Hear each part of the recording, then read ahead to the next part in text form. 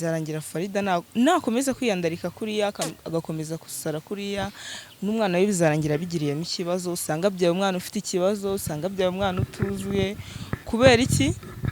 Kubera kwirirwa yisaza nyine nagashoboye gutuza, nagashoboye kwiyakira ngo yakire umugabo. Bavuze yuko ngiye ahubwo uriya mugabo wamunyihera ngiye namufata neza.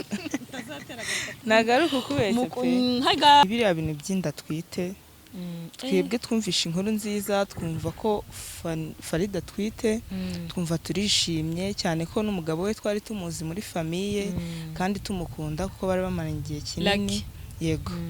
Ahubwo twatunguwe no kumva Farida atangiye kuvuga ngo inda ntagayiri yuriya mugabo. Mwese mudukurikiye ni kuri Keza TV show nk'ibisanzwe, ndarasuhuje kandi mbifuriza gukomeza kugira ibihe byiza mwese tubana umunsi kuwundira, kandi nizere ko mumeze neza mwese aho muri mu bihugu bigiye bitandukanye. Mwese ndabasuhuje ndetse n'abari mu Rwanda mwese ndabasuhuje. Reka mbifurize umwaka mushya muhire, iminsi mikuru yageze.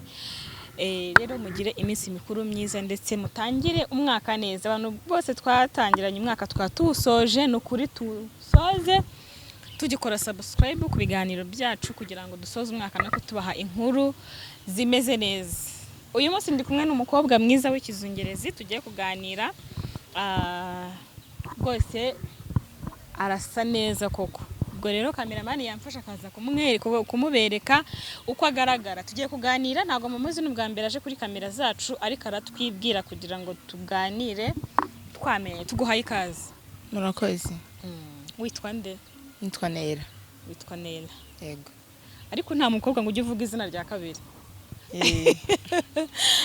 Akenshi baje umukobwa izina akubwira izina rimwe. Nukubera iki buriya? Irya kabiri riba ubutaryishimira, ubutarikunda.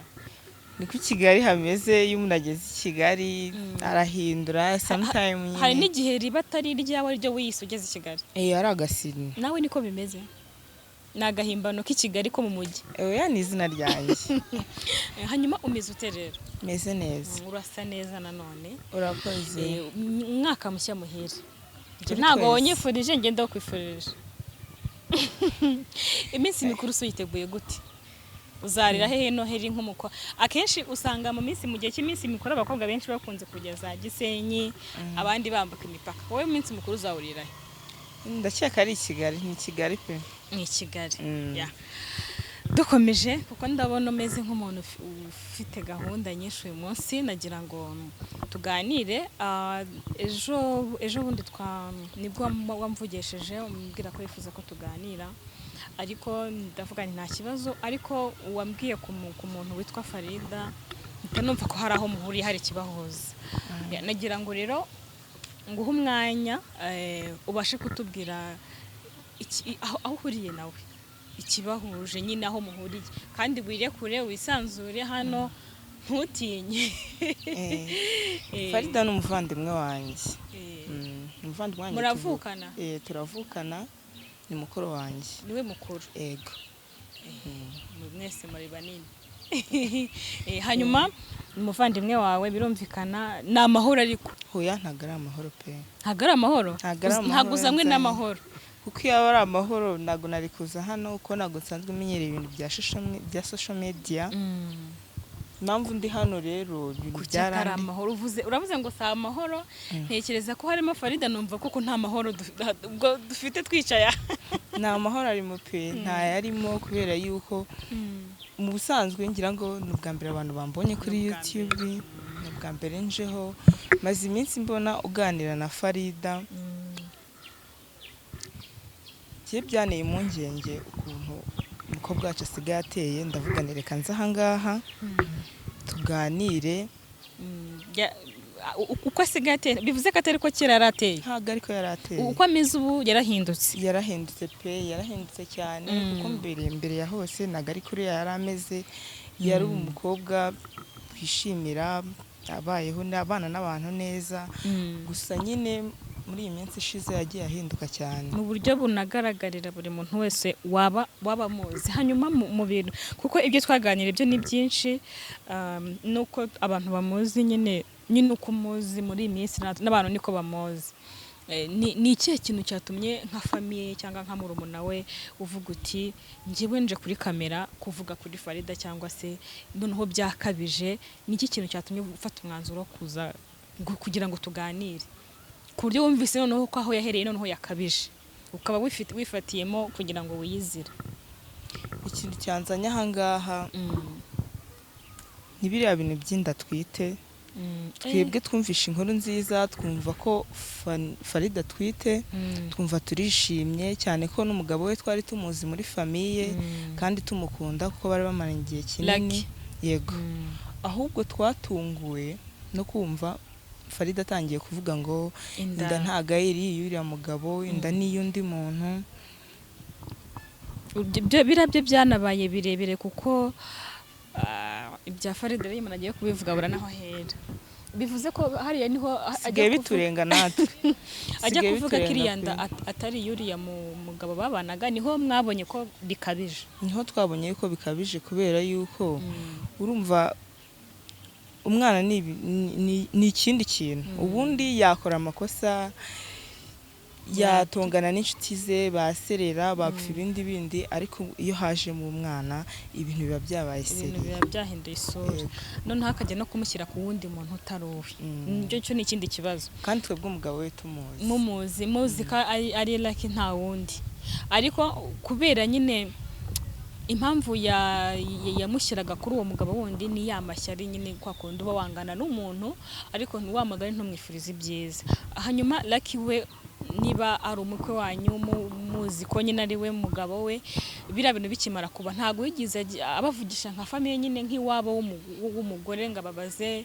Hari ukuntu umugore akora ikintu ukavuga ati se famiye yarabizi, ntago yigize zo kubabaza impamvu umugore we yagiye kuvuga biriya bintu byose, kuko kira ni ikintu cyo gusebanya umuryango wose ukamenya ibintu nka biriya kandi bitari byiza. Umugabo wiwe twebwe yaratwihamagariye aratubwira ati umugore wanjye muri iyi minsi afite ikibazo.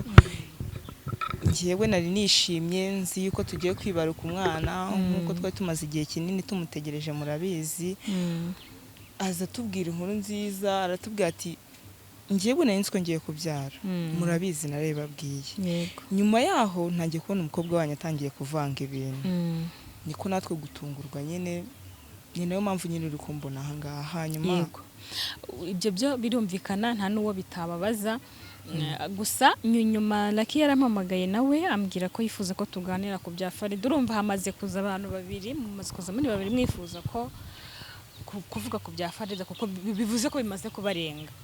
Rero yaraje arabimbwira, ambwira ukuntu nyine ko ari umugabo, kuko nyine nabona ari muzi Lucky, ambwira ko ari umugabo wa Farida. Ndanatungurwa mbona ukuntu afite umugabo utuje, ubona witonze rwose, umeze neza, ubonaga nyine nta n'umutima bafite, avuga ati nge Farida ndamukunda, nzi uko mutwara, nzi uko ameze ariko nge nzi uko mutwara. Ndavuga aranyina ambwira uko bimeze, ndambwiye rero Farida, ambwira ko Farida atakimwitaba, atakivugisha nyine uriya mugabo we. Arambwira tuzamuhamagare nge duhure tuganire. Ntago ari we wenyine gusa asigaye yihorera. Mu busanzwe niko asigaye ateye, abantu twese muri famiye yatwimye amatwi, mbese nyine yahindutse, yabaye undi wundi.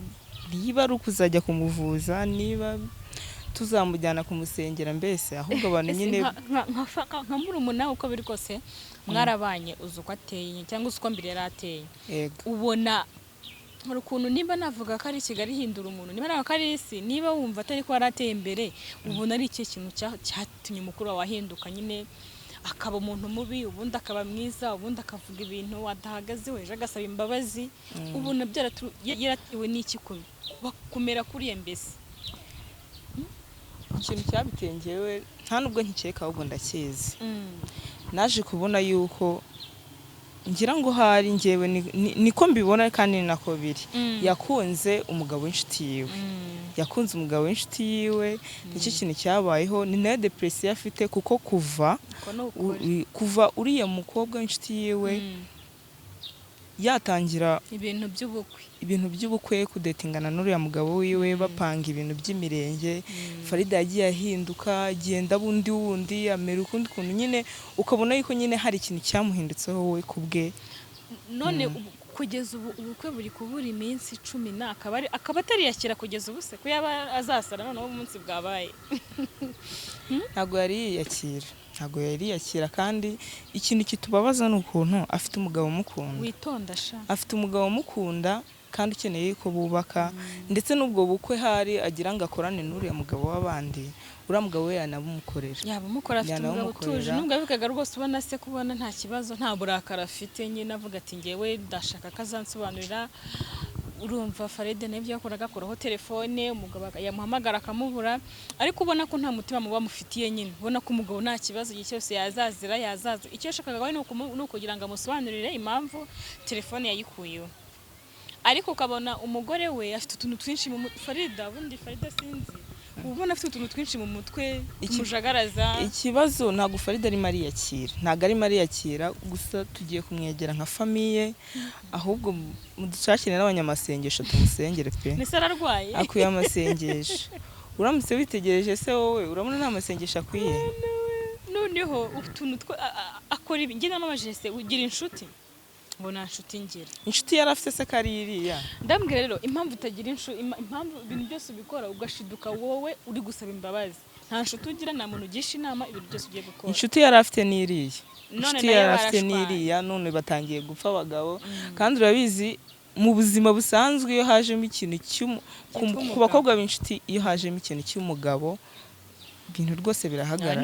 Aho buraza aho ngo biba byahinduye isi hajemo umugabo ahubwo si buriya siho bishyira bijyana. Urumva rero ngewe abantu benshi muri komenti batuka umuvandimwe bavuga ati Farida si muzima, Farida yanaroga, Farida yaroze umuntu, Farida n'umwana mubi, Farida agira urwango n'umugome. Nk'iyo ubona niba ujya usoma komenti z'ibiganiro yakoze ukarebamo ukavuga ukuntu bamutuka nyine nk'umuntu mubi cyane nyine. Ubibona gute kugira ngo umuvandimwe n'abatamuzi hari ukuntu wenda ushaka kuvuga ati abantu bazi ko ariko ibaze kugira n'abantu batakuzi gutya isura ku isura. Njyewe nkurikije ukuntu Farida ari inshuti n'uriya mukobwa urukundo ni rubi pe. Urukundo ni rubi rugiye kuzamusaza. Ariko yakunze umugabo njye namubwiye rero kunda umugabo wawe kuko nawe buriya nyine ntago amukeneye abandi bazamutwara niko bizarangira kandi niko bizagenda. Uretse ubujiji umuntu akoze umurenge urabibonye, umuntu bamwerekanye mu rusengero urabibonye, abantu basohoye invitation urabibonye. Kwiyakira biranze uracyasetse imigeri. Kwiyakira biranze gusa nyine ikintu gihari ikintu ndi kubona ukuntu ibintu bizarangira Farida nakomeza kwiyandarika kuriya agakomeza gusara kuriya n'umwana we bizarangira bigiriyemo ikibazo. Usanga byawe umwana ufite ikibazo, usanga byawe umwana utuzuye. Kubera iki? Kubera kwirirwa yisaza nyine nagashoboye gutuza nagashoboye kwiyakira ngo yakire umugabo. Ahubwo se n'umwana ufite ikibazo kubera nawe ubwe ntagatuza muri we.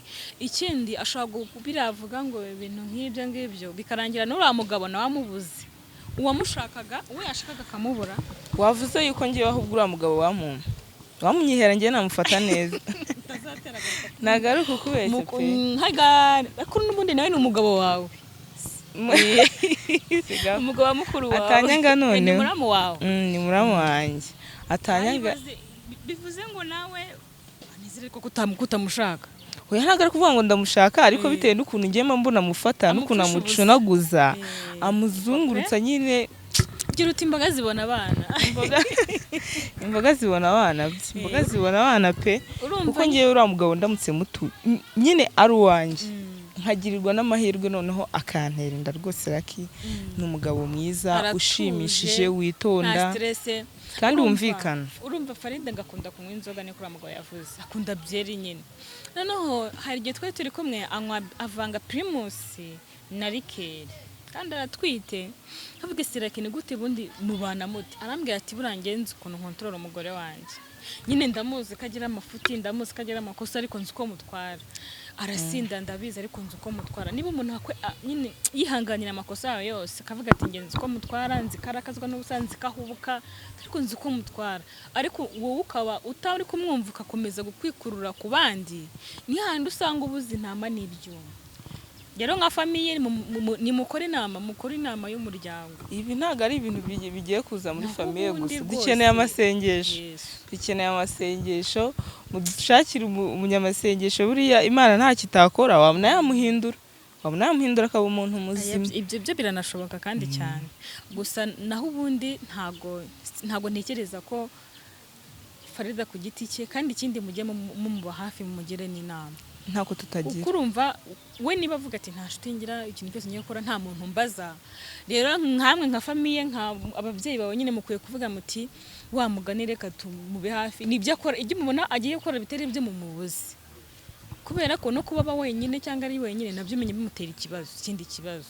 Umuntu yakamufashije twakamwegereza, twanamuganiriza, twakanamuvugishije, tukareba ku muntu yanakicara agatuza, ariko ikibazo nta muntu agishaka kuvugana nawe. Ntabwo muvugana se ubu? Yaba yitabye se? Nubu umuhamagaye ntiyakwitaba. Noneho mwapfuye iki bo? Nyine bisa nkaho nyine yagize ikibazo we muri njye niko mbitekereza. Gusa ntabwo nari namwegera ngo mubaze, ariko muri iyi minsi ndi gukora uko nshoboye, nzagerageza uko nshoboye, menya ahantu asigaye ari, ngende mwegere, ubwo uzumva nyine nguhamagaye nkubwire, gusa nyine yarahindutse, kumubona nabyo bisigaye ari ikibazo. Ahubwo mu mucunga neza atazihita. Ahubwo we nibaza ahantu muhurira n'ahantu mukuru. Urumva njyewe kubera ko hari afite nimero ya MTN akagira na Airtel. Yigeze kumpa nimero ya Airtel, ubwo ngiye mubuze kuri nuze muhamagara kuri Airtel. Ariko nanjye ajya kumfata hacire nk'iminsi 3 muhamagara. Nyine nawe se ugira akazi kenshi. Mbona nyine uretse kubona nyine kumubona kuriya, ariko nyine ku rundi ruhande si umwana mubi cyane, uretse kara kantu kajemo k'urwango nyine afitanye na Samantha gusa. Urukundo si ikintu. Ni naho hantu byapfiriye, ariko ubundi nyine bitaragira kuri ura rwego. Ntago nabitekerezaga, gusa kuri iyi nshuro byageze ahantu bisa n'ibikomeye. Samantha yararwaye, abantu benshi bakeka, ntago tugiye kubihamya kuko ntago tubizi, kubera nyine kwa kundi ugira n'urwango n'umuntu rukageraho rukagera kure ku buryo nubwo yarwara abantu bavuga ati buranikana ko kandi buriya murwaje. rega nanjye ari njyewe ngize ikibazo nakeka inshuti yanjye tutameranye neza. Yararwaye muri iyi minsi, ariko abenshi bavuga yuko ari Farida wamurozi.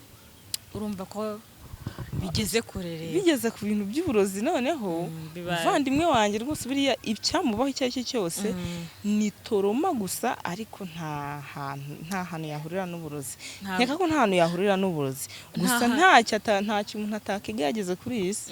Nabyo yabyiga cyane yuko nyine amaze igihe nta muntu umuheruka, ntagaheruka kuva yanasamiriyana, ahubwo bitarenze rwose nk'icyumweru ngomba kumuhiga nkamuvugisha. Gusa uko ni ugukeka, kuko wenda bagiranye ikibazo, ariko ntago nahagara mvuge ngo Farida ni umurozi, kubera ko umuntu ashaka kuba mubi ariko akaba atageze kuri urwo rwego. Gusa nanone bitewe n'ukuntu wigaragaje nabi mu bantu, umuntu yakumva ko nabyo wabikora. Rero nka famiye nka murumuna we, nk'iyo wumva ko ufite mukuru wawe bavuga ko ari umurozi, nsigaye ngira n'isoni. Nk'ubu njyewe akazi nkora, hari abantu benshi nyine baba batandukanye, muba mukorana mu kazi, bagiye batandukanye, bakoresha imbuga nkoranyambaga, babona fani inshuti ze zisanzwe nyine. Nsigaye numva ngize n'ipfunwe, ku buryo umuntu asigaye anambaza nkavuga ati reka uriya ntago muzi, nyine nkamwihakana rimwe na rimwe kubera amafuti yiwe. Hari ukuntu umuntu nyine agusebya mu bantu ukumva nawe uri igisibo kuba muziranye, ugize ngo si nubwo bwose ndahangaha. Gusa reka nizere yuko nyine hari ikintu tugiye gukora, hari ikintu kigomba gukorwa pe. Urumva wenda waragerageje, ariko mutegure nk'inama ya famiye. Umuntu ashaka kugira ikibazo mukajya mugira ngo ni ibintu bisanzwe nyine biri aho, ariko mukazumva ngo umuntu yiyahuye, mukazumva ngo umuntu byagenze gutya mu bundi buryo. Ahubwo twe twarabiketse, ahubwo ko yaniyahuye yigeze gukuraho telefone igihe kinini. Ese kuki ukunda gukuraho telefone? Ibyo bintu ariko bitangiye ubu ngubu, mukurikirane kuva buriya bukwe bwatangira. Mbese sinzi niba buriya bukwe bwo buzaba bunasanzwe, kuko ukuntu mbona wagira ngo arabukeneye. ibyo bintu bituma numva hari buriya bukwe bushobora kuba budasanzwe. ni ubukwe busanzwe ni bisanzwe ahubwo ni mu mutwe we niho bipfira, buri ikintu cyose bipfira mu mutwe, ikintu cyose wishyizemo nyine byanze bikunze ahubwo se buriya uretse yuko atanatekereza buriya ntabwo ari ukumutuka ariko nta bwenge ashyiramo mu bintu akora, bitegereje ubona umugabo we ubundi ubona atari umugabo ukwiye kuba yamunyura. noneho njye na Farida si umwana, si ubwa mbere yabyaye afite n'undi mwana. Afite n'undi mwana. Gute ufite umwana uri umuntu mukuru kuriya ukajya utekereza nyine mbona njye atekereza mu mutwe nk'ahabana. Ibintu byose mbabarira, akantu kose akoze yahubutse ngo nari nibeshye mu mbabarire, ahora asaba imbabazi kubera iki kwaguhubuka kwe. Bizashyira bitinde bishyire bitinde uriya mugabo azamuhomba kandi azishyuza. Niko bizagenda pe. Kandi namubura nta wundi azabona umeze nka wowe, azajya yiruka inyuma ninde muntu wakihanganira ubusinzi bwe, ninde namwe murabizi ariko ukasinda cyangwa njye nagize ngo nera ko uri kumusebya avuga ati reka nsebye umugore wanjye. Finally inzoga zizanamuba nyinshi mu mutwe na sari. Niko bizagenda, ngiye mbona ariyo nyine niyo mpamvu nyine twahagurutse nyine nka famiye twaje buriya nuko ari njye waje buriya na mama wacu byaramubaje cyane, wasigaye afite n'agahinda ahubwo gakabije, dusigaye twibaza niba uri ari Farida twavukanye ari umwana tukariranwa. Inzoga zireke, inzoga ze ntiyazireka ngo ni umwana wishaka ntago yazireka ngo ni umwana ngo umwana niwe wishaka ngo niwe umubwira ngo ayinywe. Okay, nta kibazo ku mugore utwite birashoboka ko watwitira icupa rimwe wenda, ariko usuka mu icupa rya mbere, irya kabiri, irya gatatu, irya kane ugashyiramo na rikeri, aba ari umwana ukiri kunywa atashize inyota. Ikibazo ni uko amara gusinda agatangira kumva atekereje abagabo b'abandi, iyo aba yanazinywaga kunywa inzoga isoke nta kibazo, ibyo ntacyo bitwaye, ahubwo ikibazo nicyo zimukoresha, ni uko azinywa akumva yuko ataguma hamwe, agatangira kumva yuko niba ari byo basinze, niba ari byo biba bimurimo, ati ndinda ntago ari yawe, agatangira nyine kubona ko abo y'umuntu utuzuye inzoga ntago nyine zimurusha imbaraga mu mubiri. Hari n'igihe kandi zikuba nyinshi mu mubiri kurya bajyanywa n'icupa rimwe ugahita usinda. Ikindi cyongeye kunywa inzoga nyinshi utwite si byiza, ntabyumva ngabimenye se ntago yabimenye, ahita arakara ngo umwangiza umusinzi ngo ngewe ngo ntazo mwa sawa, ariko ikintu atazi ni kimwe ubwo ariyangiza akangiza n'umwana uri mu nda, wenda umwana ntamwitaye ariko ubwe nawe arangirika. Waba witeye ku mwana ukajya kumuhindurira se kandi isazwe? Waba witeye ku mwana ukajya kumufata ukamuhindurira se kandi isazwi tunamufite anamwemera namushaka namukeneye, ahubwo n'ubwo bukwe yakanabukoza akeneye ubw'abandi, nicyo kigaragara. Ahubwo akunda abagabo b'abandi abe ntabakundi, kuko numva niba babyaranye mbere ntabwo babana, ibyo byo nta kibazo, ibyo nta kibazo. Ahubwo noneho n'uwa kabiri ntashaka ko babana, kandi lakini yarambwiye ati nge umugore wanjye nzi ko mutwara nta kibazo. Bw'ikintu cyambabaje nuko yakoze kari akantu akajya kuvuga ngo umwana si wanjye, kandi mbizi twagiye no kwa muganga. Mu by'ukuri kose gushoboka arihangana cyane, biranakomeye ariko aragerageza, ntako atagira, buriya aramwegera, ni nawe muntu ujya ubasha kumudufasha. Arihangana kuko yanavuze ati ngiye niba yananyemeraga akananyitaba tukanavugana kuri telefone, kuko nta kimwitaba. Gusa ikintu nge navuga, muzakore inama ya famiye, muteranye nyine umuryango wanyu. Ngewe ikintu mwebwe muvuge muti dufite umuntu ntabwo navuga ko afite ikibazo, ariko nyine n'ubundi aragifite, nyine muganire nk'umuntu, mumuhamagare mubwire uti se kuri muri famiye, kandi abagerageza kujya ku ruhande nk'aho mutari kumwe, yiya ku muryango. Mbese niba umuhamagara ntakwitabe cyangwa akaguboroka, mama yamuhamagara ntamwitabe, urumva ko aba ashaka kuba wenyine. Yari umuntu ushaka kuba wenyine, ntabwo ushaka kumenya icyo atekereza. Mwebwe mukamukorera inama, mukamuhamagara, mukamubaza arifuza iki. Kumubona byo biragoye kugira ngo nanjye ejo bundi muvugishe. Ejo bundi nari ngiye mu kazi ari mu gitondo, nca ahantu hari yiremera, ni ahantu hari akabari, ntabwo ngiye kukavuga, mbona asohotsemo yasinze yiyandagaje, nibwo navuze ati ibintu ntabwo bisanzwe noneho. aho bigeze nyine reba niyo kubona umuntu urabizi neza yuko atwite inda ye ntabwo yari yagaragara cyane ariko ibaze kubona umuntu w'umubyeyi mu gitondo yanyweye ibintu bidasanzwe narababaye agahinda karanyica numva ndumiwe pe aracyari muto ariko inzoga ziri kumusazisha no kwifata nabi nyine kutiyitaho iyo uza kumubona ukuntu muri icyo gitondo yasaga njye naramurebye nibaza niba tunavukana biranyobera ndamureba numva nifashe ku munwa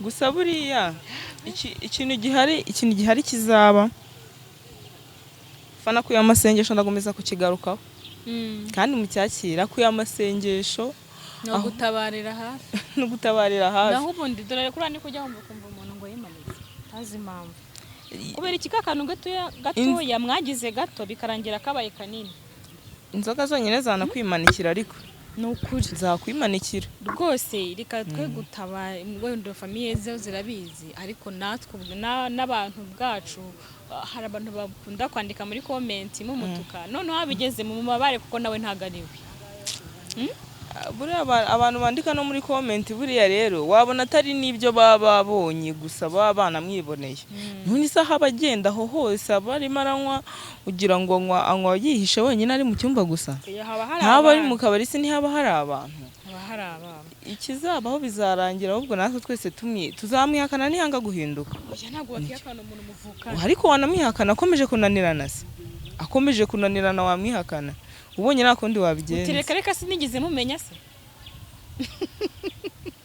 keka ko utabikora se wabikora oya ntabwo ntekereza ko yahanutse dusika no guhanuka kugeza aho wenda ntabwo twavuga ngo yararengeranye ariko ari kurengerana ariko niyo nzira arimo hatabayeho gufatirana niyo nzira kandi ni ibintu bigaragara byarangiye gusa nanone abantu badukurikiye nkuko byaramwe abantu burya amasengesho arakora niyo mpamvu ibintu byose byananiranye ibyananiye amafaranga hari igihe amasengesho abishobora burangi ntabwo navuga ngo tumujyane kwa muganga amasengesho nicyo kintu cya mbere kwa muganga kuko ntabwo tuzi ko arwaye niyo mpamvu baba bagomba gukora imana umuntu mutarabasha kuganira ngo nyine iyi funguro avuga ati ikibazo mfite kuko we ntabwo avuga ikibazo afite ahanini ubundi akubwira ati njye nta kibazo meze neza byararangiye ariko ejo ugahita usanga byongeye birahinduka umuntu yasubiye hasi kurushaho urumva rero ku mpande zombi ku bantu dusenga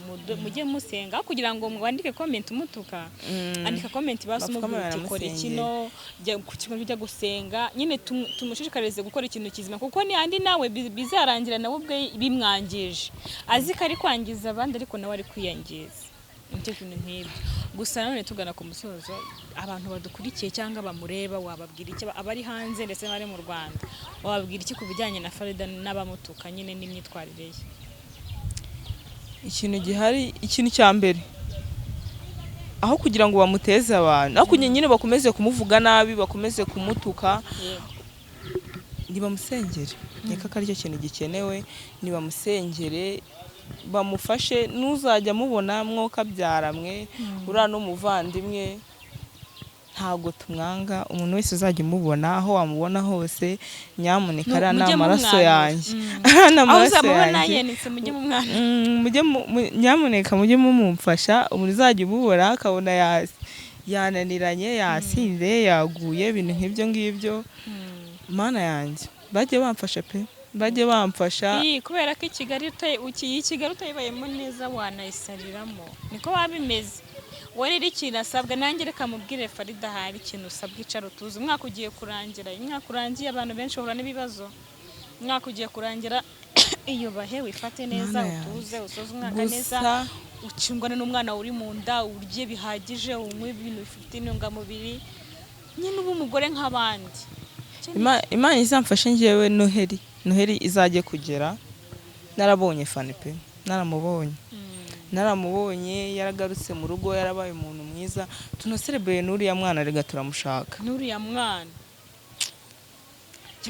ari kwiriza hanze ari kwiriza mu gasozi ari kwiriza mu mbeho rero gusa buriya icyambwira nimba yaraguze n'imyenda byibura niba nabyibuka nyamuneka wowe uhura nawe yaguze imyenda cyangwa tuzamutwara mu byerekeranye n'umwana nta kintu twabivuzeho n'ibyo erega indira cyane ntoya ntabyo imyenda namubajije ariko si umuntu mukuru hari ubwa mbere byayibye wenda arabizi ko azabiba umbwira ko buragiye bika kujya mu isoko ako si ubwo noneho nawe ugiye kukabya ugiye kumugira umuntu wibagiwe kubyeyi kibagiwe no kwa sinibaza yuko nyuma yo kwirirwa mu kabara byuka mu gitondo akajya no mu isoko gira ikintu mubwira ahubwo nka mukuru wawe nyamuneka ngiye ubu ngubu rero ikintu ndimo ndaramwinginga noneho nibwo kugura ibikoresho nashaka azabyihorere naze yicara tuze tuzamugurira imyenda cyane ko nasara hari kandi aramushaka kandi aramwemerera ntiyareka kumugurira ibyo akeneye turamukeneye aze mu rugo aze yicara tuze uriya mugabo arahagije sinzi impamvu ababona adahagije shasi ugukunda uramumenya ko ukunda utagukunda naze mu rugo aze tumufashe turere uriya mwana tumufate neza naho ubundi se umugabo niba ari umugabo w'abandi n'ubundi yagiye byarangiye yego hanyuma rero ndagushimira cyane kuba nawe urumva utanze inama kandi Faride ndabizi afite telefone ya smart n'ubyo byose nubwo abikora ntarayita arayifite arayifite ndumiwe naho ngaho ndatangaye pe icyo navuga asigaranye nyine kandi areba ko arabizi kayivuza hari nta yindi yabona ubwo rero aho ari Faride nabona iki kiganiro ni ukuri kura mu mutwe ukure nyine ubu umuntu usanzwe areke kwifuza iby'abandi ureke kwifuza ibitari ibyawe wifuza ibitari ibyawe ntubibone noneho n'ibyari ibyawe ugasanga barabitwaye ibazaho kuvuga ngo urira byinshi kaburanda duke wari ufite uko ni ukuri ngayibazo umuntu waje kugira inama uri umuntu mukuru uri umumama ubyaye kubyara bwa kabiri soza sosoro mu kiganiro cy'ubutanga kurya amagi ngo dusoze